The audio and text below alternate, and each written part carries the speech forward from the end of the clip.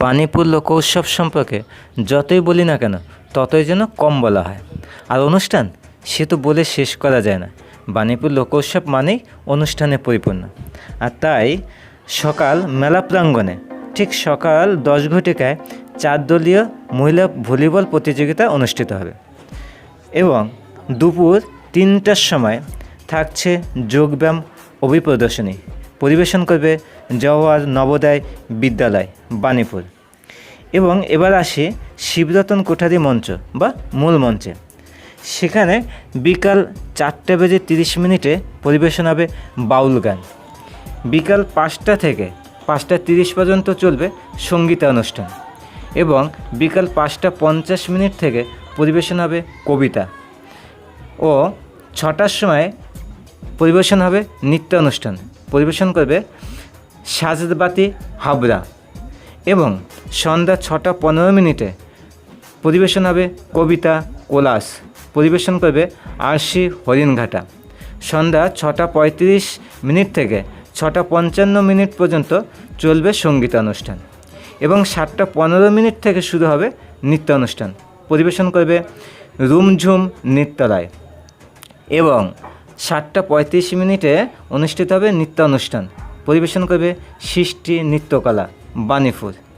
এরপর শুরু হচ্ছে 7:55 থেকে সঙ্গীতানুষ্ঠান, চলবে 8:15 পর্যন্ত।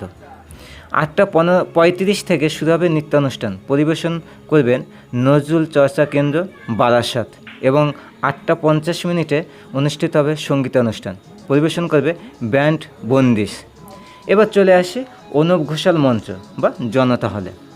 সেখানে বিকাল 5:30 শুরু হবে সঙ্গীতানুষ্ঠান। পরিবেশন করবে অশোকনগর বিদ্যাসাগর বাণী ভবন এবং তারপর পরেই 6টার সময় অনুষ্ঠিত হবে সঙ্গীতানুষ্ঠান। 6:30 অনুষ্ঠিত হবে কবিতা।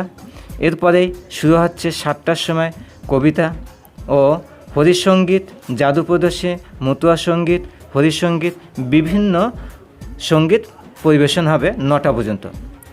চলুন এবার ঝর্ণা পাইন মঞ্চে বা দক্ষিণ মঞ্চে।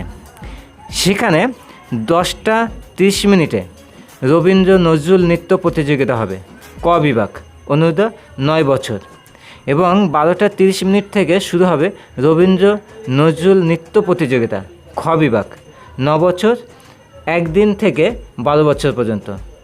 ঠিক তারপরে দুপুর 2টোর সময় শুরু হবে রবীন্দ্র নজরুল নৃত্য প্রতিযোগিতা গ বিভাগের, 12 বছর 1 দিন থেকে 16 বছর পর্যন্ত। আর 5:45 থেকে ক্ষীরের পুতুল অশোকনগর নাট্যমুখ পরিবেশন হবে। তারপরে সন্ধ্যা 6:30 নাটক শুরু হবে দাওয়াই বসিরহাট কিংসুক এবং রাত 7:30 শুরু হবে বিস্ময়ের সরসজ্জা রবীন্দ্র নাট্য সংস্থা গোবরডাঙ্গা। এবার চলুন কৃষ্ণগোপাল ব্যানার্জি মঞ্চ বা যাত্রা মঞ্চে। সেখানে রাত 8টার সময় শুরু হবে যাত্রাপালা ভক্ত কবি জয়দেব। পরিবেশনায় লোকনাথ নাট্য সংস্থা সোদপুর।